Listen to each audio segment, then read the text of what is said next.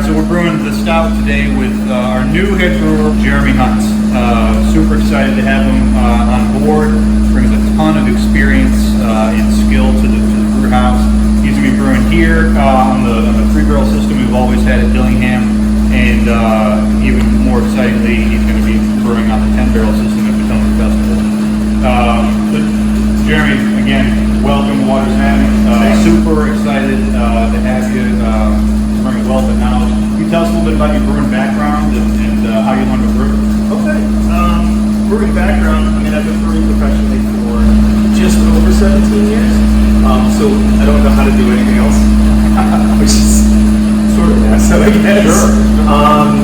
But yeah, I mean, I started off brewing right out of college. I had a gig in Massachusetts, and from there moved on to New Hampshire to Red Hook, and then from there moved to Dogfish Head, and so on and so forth. Experimenting with different procedures, different ingredients.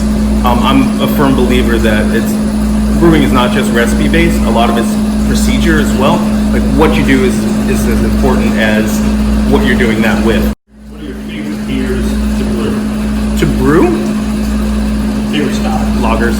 I mean, if you held a gun to my head, I'd have to say lagers. It's the knee-jerk reaction, having worked with some crazy breweries, sure, and throwing, really not Reinheitsgebot stuff into beer.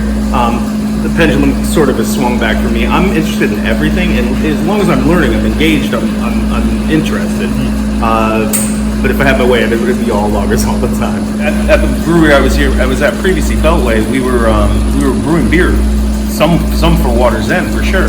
And that's how you and I met anyway, and Sharky and I as well, and just sort of peripheral conversations.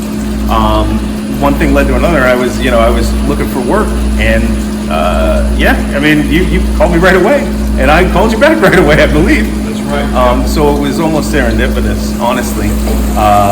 But yeah, we met over beer, and and we're still hanging out over soon-to-be beer. That's right.